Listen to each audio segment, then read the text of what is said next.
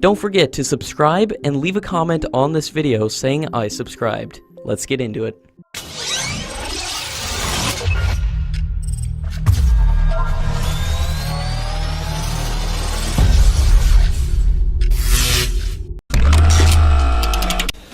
Recent media reports indicate that Indian Air Force has asked Lockheed Martin for a briefing about the capabilities of F-35A for the possible purchase of more than 120 jets.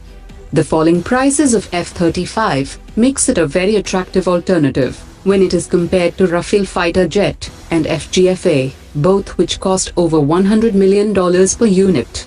Lockheed Martin has confirmed that the cost of F-35 will be below $80 million per unit by 2020. Many current and future F-35 operators are quite familiar with the American ecosystem, and they have used the same ordinances on other American jets, which have helped in reducing both infrastructure and manpower cost that is required to maintain and operate fighter jets like F-35. For operating 120 F-35, many air bases of the Indian Air Force will need to be upgraded to facilitate this jet, but will also need to invest heavily in manpower to keep them operational both in the eastern and the western sector. F-35 is still suffering from technical issues and has been grounded several times in the past due to faulty ejection seats, software delays, helmet display issues, and it will take several years before the true potential of the F-35 can be unlocked.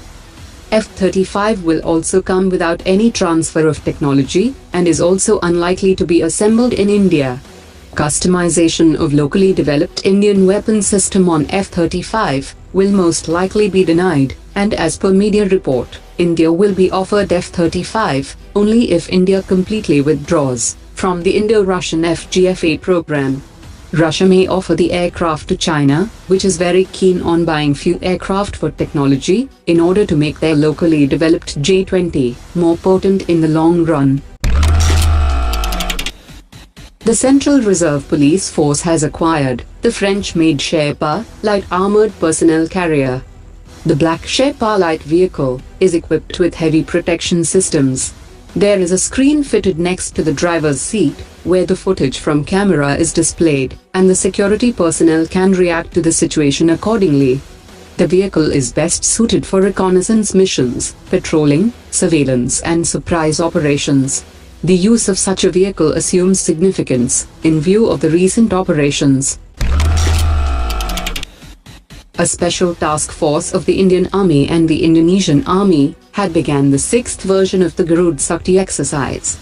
The joint exercise will take place in Indonesia from February 19th to March 4th, and it aims to build experience sharing in counter operations, close quarter combat, and other areas of special operations. The Indonesian Defense Minister has said that this exercise renews Indonesia's commitment to deepen defense and security exchange with India, which is Indonesia's closest maritime neighbor.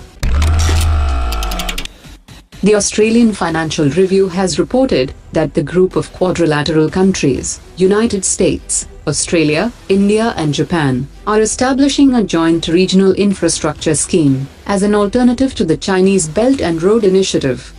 The official said that the project was being seriously discussed during the meeting between the Australian Prime Minister and US President Donald Trump. The Chinese president had heavily promoted the Belt and Road Initiative and invited all the world leaders for an inaugural summit, where he pledged to fund $124 billion for the plan.